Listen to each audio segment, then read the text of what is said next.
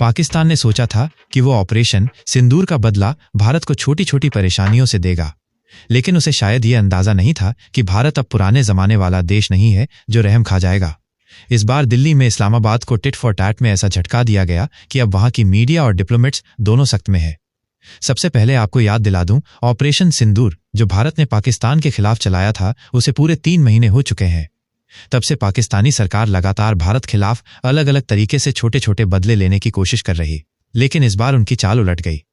News है कि पाकिस्तान में भारतीय हाई कमीशन के साथ बेहद बचकाना और तुच्छ हरकत की गई। वहां के लोकल न्यूज़पेपर डिस्ट्रीब्यूटर्स ने इंडियन एम्बेसी को अखबार पहुंचाना बंद कर दिया।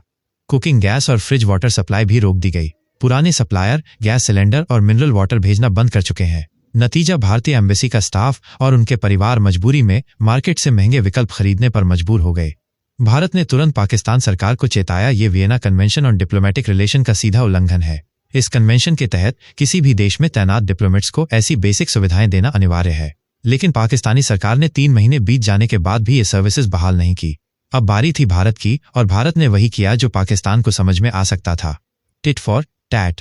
ताज़ा रिपोर्ट के मुताबिक भारत ने पाकिस्तानी हाई कमीशन और वहां के डिप्लोमेट्स की फैमिली के लिए अखबार की डिलीवरी बंद कर दी है। पाकिस्तानी मीडिया का दावा है कि भारत ने उनके हाई कमीशन के पानी की सप्लाई काट दी है। गैस और इंटरनेट कनेक्शन बंद कर दिए गए हैं। दिल्ली में प्राइवेट मकानों में रह रहे 4 पाकिस्तानी डिप्लोमेट्स को घर खाली करने का नोटिस दे दिया गया है। ये सब हम बता रहे हैं पाकिस्तान के दावों की, पाकिस्तान के अखबारों की दाव की। इतना ही नहीं, पाकिस्तानी हाई कमीशन के 17 स्टाफ मेंबर्स ने वीजा रिन्यूअल करने के लिए आवेदन दिया था, जिसे भारत ने अब मंजूर करने से मना कर दिया है। यह भी हम पाकिस्तान की न्यूज के दावे के हिसाब से बता रहे हैं। अभी रुकिए, आगे भी और कुछ है। पाकिस्तान के न्यूज चैनल्स और अखबार अब इसे भारत का दबाव बनाने का तरीका बता रहे हैं, लेकिन हकीकत तो ये है, ये वही तरीका है जिसे पाकिस्तान ने पहले इस्तेमाल किया। अब जब भारत ने पलटवार किया तो इस्लामाबाद को समझ में आ रहा कि भारत अब हर मोर्चे पर बराबरी से जवाब देगा और पाकिस्तान जैसे आतंकी देश को बिल्कुल रहम की दृष्टि से नहीं देखेगा। ये मामला सिर्फ अखबार या पानी या फिर गैस का नहीं है, ये सीधा सीधा डिप्लोमेटिक मैसेज है। अगर तुम हमारे डिप्लोमेट्स को परेशान करोगे तो हम भी चुप नहीं बैठेंगे।